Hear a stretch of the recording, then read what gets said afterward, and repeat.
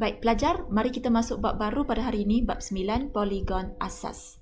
Apakah itu poligon? Jom kita buat sikit revisi ya. Okay, mari kita tengok gambar di sini. Awak nampak satu sarang lebah, betul?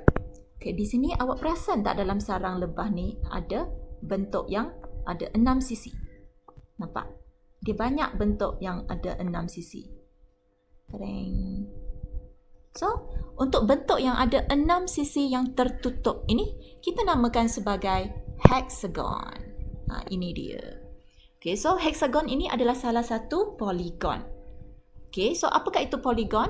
Poligon ialah satu bentuk tertutup pada suatu satah dengan sisinya terdiri daripada 3 atau lebih garis lurus.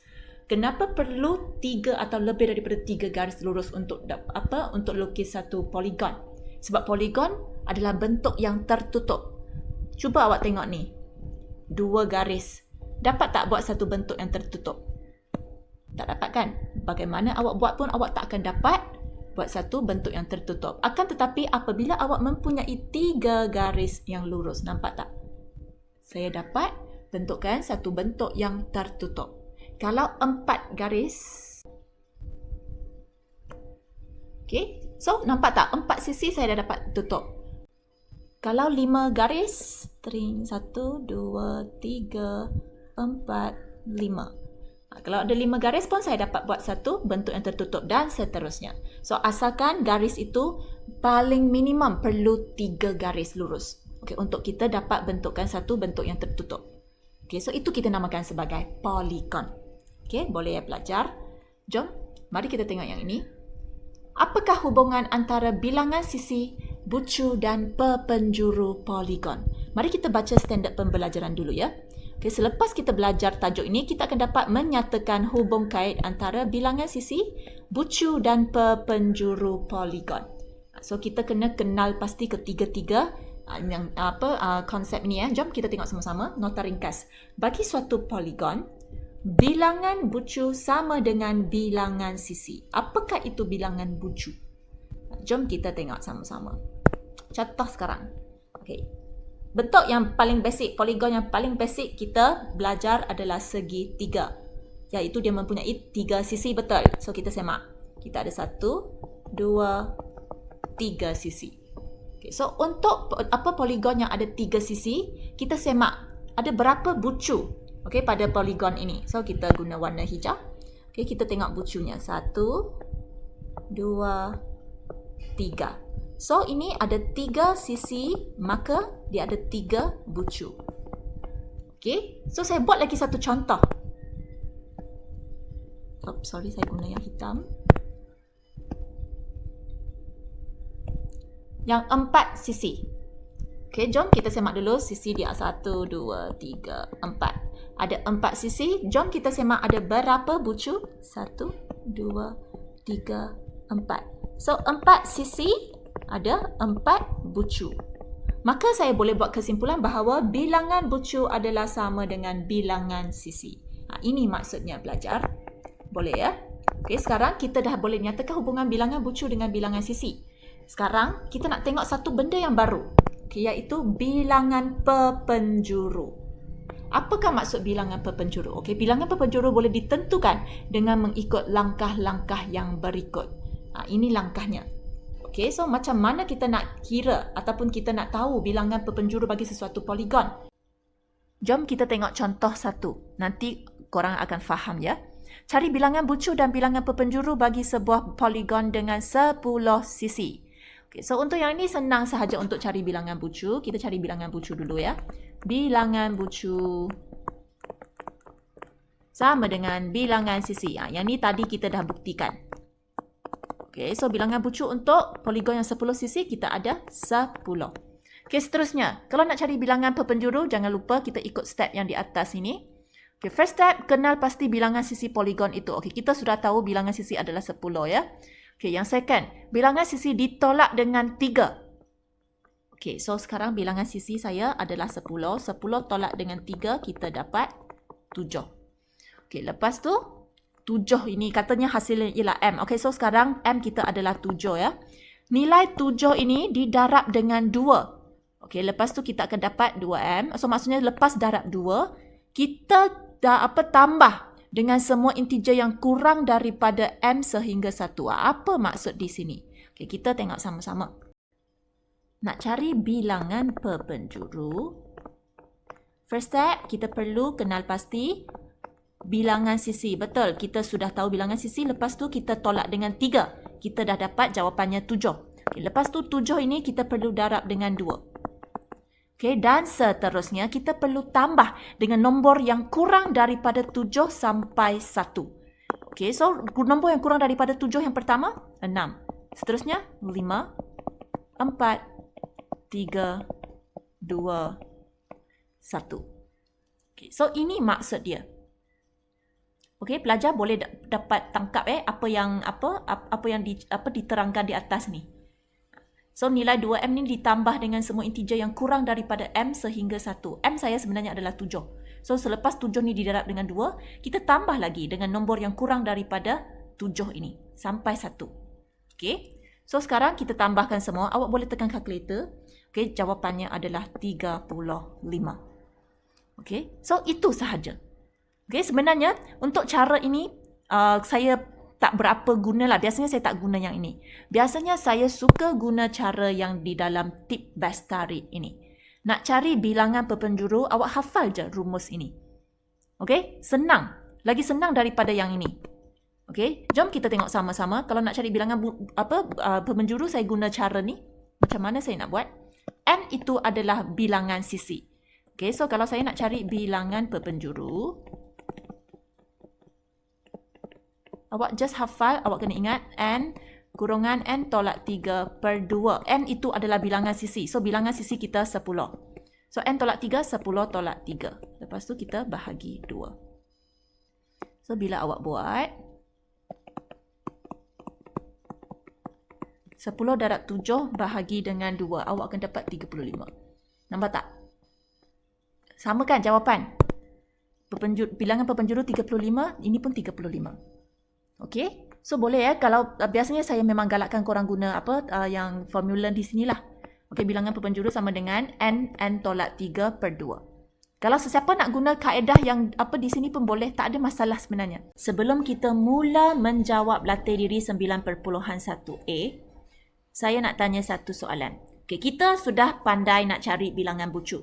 Okey, sebab kita dah tahu hubungan bilangan bucu dengan bilangan sisi. Okey, iaitu bilangan bucu sama dengan bilangan sisi.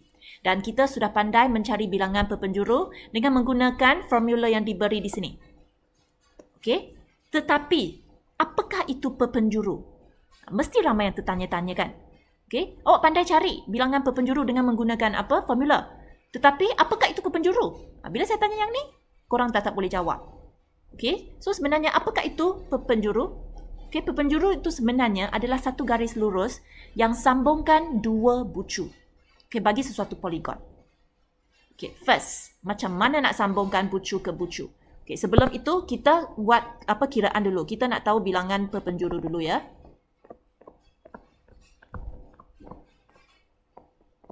Kita tahu N tolak 3 bahagi 2.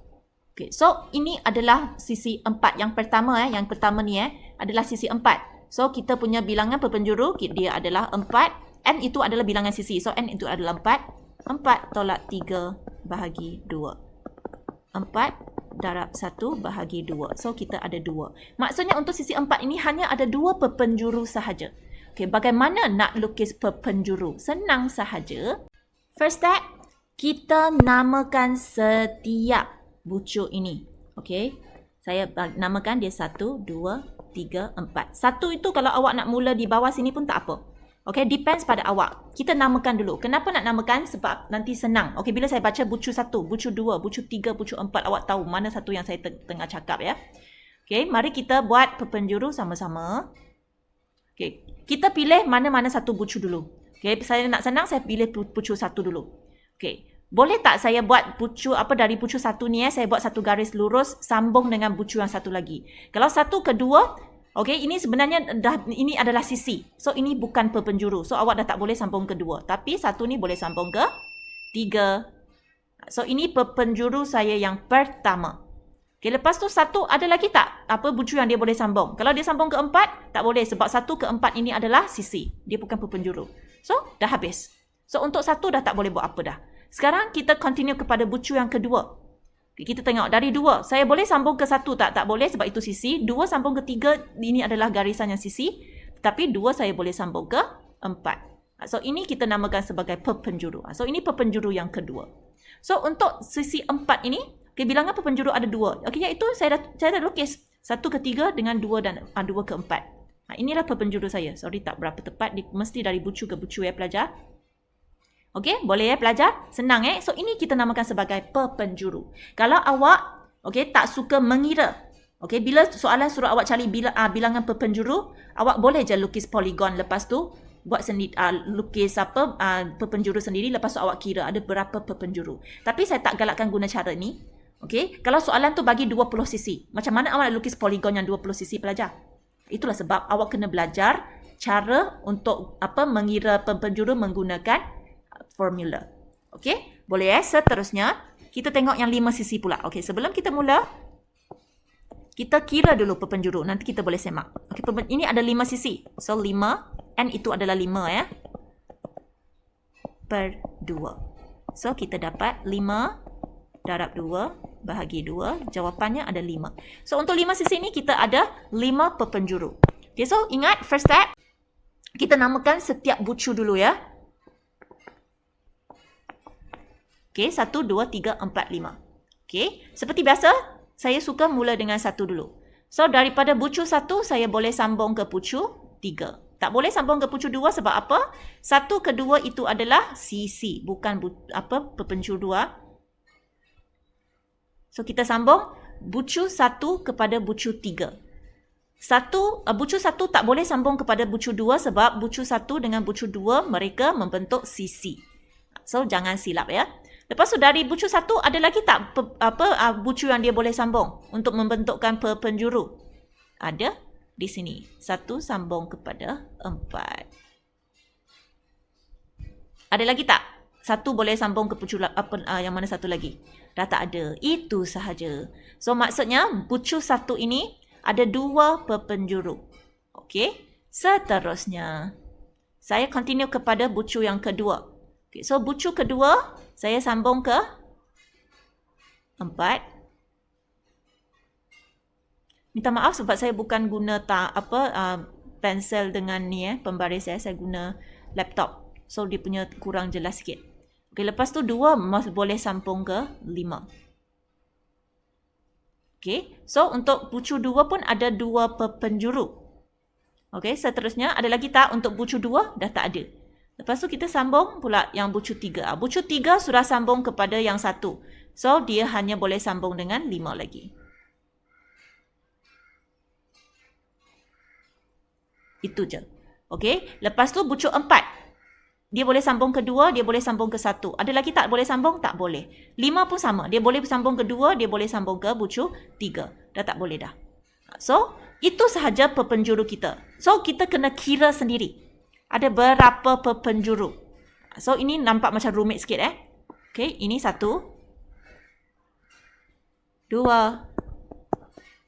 3, 4, 5. Nampak tak pelajar? Okay, so sini ada 5 perpenjuru. So, sebenarnya kalau awak perasan setiap bucu ni awak perasan tak berapa perpenjuru yang dia boleh lukis? Setiap perpenjuru ni boleh lukis 2. Setiap bucu ni boleh lukis 2 perpenjuru, betul? Kalau awak perasan, awak tengok di sini. Okey, pada bucu 1 ni ada 2 perpenjuru. Bucu 2 pun ada 2 perpenjuru. Bucu 3 pun ada 2 perpenjuru. 2 perpenjuru, 2 perpenjuru. Okey, akan tetapi kenapa bukan 10? Sebab setiap bucu tu 2 perpenjuru. So 5 ada 5 bucu tu maksudnya ada 10 perpenjuru. Kenapa 5 perpenjuru sahaja? Jangan lupa, okey, apabila kita sambung, awak tengok kita tengok balik. Sekejap.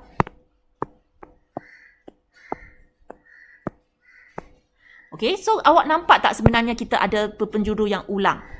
1 boleh sambung ke 4. Betul? Lepas tu 4 pun boleh sambung ke 1. So 4, 1, 1, 4. Pepenjuru yang sama, betul tak? Itulah sebab ini kita kira sebagai satu, bukan kira sebagai dua. Okey, boleh faham ya pelajar? Sebab pepenjuru ni mereka berkongsi. Okey, sama juga. Okey, yang macam kita tengok ni. Okey, kalau awak rasa keliru, kita tengok. 1 ini dia sambung kepada 4, dia sambung kepada 3. Betul? Lepas tu 2 ini dia sambung kepada 5, dia sambung kepada 4. Lepas tu 3 ni dia sambung kepada 1, disambung kepada 5. Awak nampak tak di sini? 1 sambung kepada 3, 3 sambung kepada 1. Sama kan? Pepenjuru yang sama, betul tak? Okey, 1 sambung kepada 3 yang ni. 1 sambung kepada 3, 3 sambung kepada 1. Nampak tak pepenjuru yang sama? So kita ambil kira sebagai 1. Itulah sebab walaupun setiap pepenjuru ni ada setiap bucu ni ada 2 pepenjuru, akan tetapi kita akan ambil kira sebagai 1 sahaja. Okey, boleh ya pelajar? So, yang seterusnya, okey, untuk yang 6 sisi pula. Kita buat pengiraan dulu. 6 tolak 3 bahagi 2. 6 darab 3 bahagi 2. 9. Untuk hexagon ni kita ada 9 pepenjuru. Jom kita menamakan setiap bucu. Okey, lepas tu saya mula lukis pepenjuru dari bucu 1. 1 boleh sambung ke 5. Ini dah 1 ya. Lepas tu 2 pepenjuru.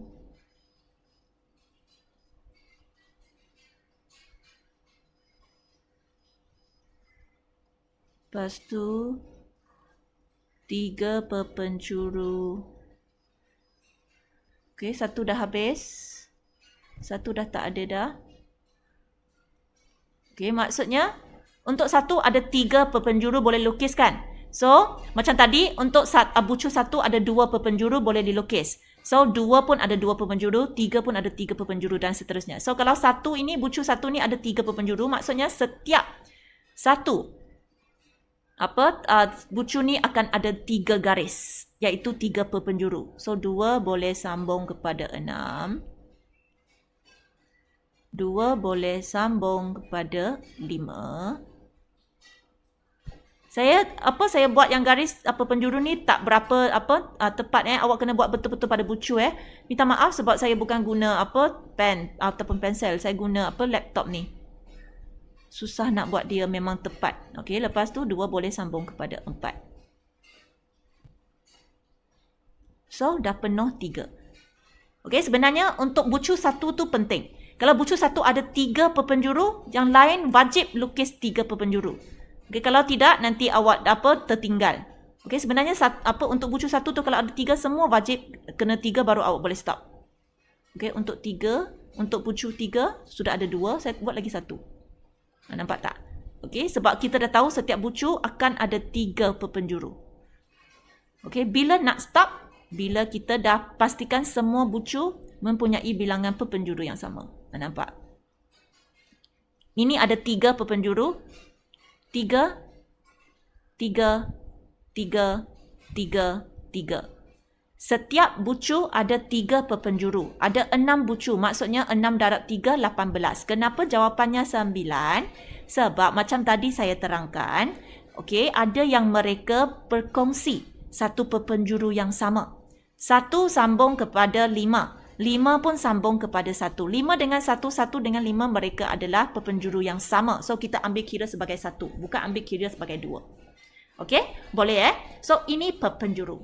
Sekali lagi saya ulang. Kalau nak cari bilangan pepenjuru, ada 2 cara. 1, awak boleh guna formula. 1, awak boleh lukis poligon. Lepas tu, awak namakan setiap bucu. Lepas tu, dari setiap bucu tu, awak buat garis lurus yang boleh sambung dengan bucu yang satu lagi. Okey? Tapi cara yang untuk lukis poligon dengan lukis pepenjuru ini untuk kira ada berapa pepenjuru, memang saya tak galakkan. Okey, sebab sangat membazir masa. Tapi saya nak awak tahu juga. Okey? Boleh So, dengan ini saya harap korang boleh cuba menjawab latih diri 9.1a pada muka surat 203 dalam buku teks korang. Untuk latih diri 9.1a ni, awak tak perlu lukis perpenjuru Yang awak perlu buat, ikut macam yang saya buat dalam contoh 1. Okey, cari bilangan bucu dulu sebab dia nak suruh kita cari dua benda. Bilangan bucu dengan bilangan perpenjuru. Bilangan perpenjuru ni saya galakkan korang guna yang ini. Saya galakkan korang guna formula yang di atas ini. Okey, yang dalam buku teks awak tu lah. Okey, boleh sangat senang sebenarnya. Okey, so saya harap korang boleh betul semua soalan ni sebab senang. Okey, so nampak tak? Okey, soalan D ni ada 20 sisi. Kalau siapa yang nak guna kaedah lukis poligon lepas tu lukis perpenjuru lepas tu kira perpenjuru kat situ, itu memang tak boleh sebab dia ada 20 sisi. Macam mana awak nak lukis poligon yang 20 sisi tu? Sangat-sangat membazir masa. Itulah sebab saya kata guna formula di atas ni. Okey, itu sahaja untuk 9.1a. Selamat menjawab.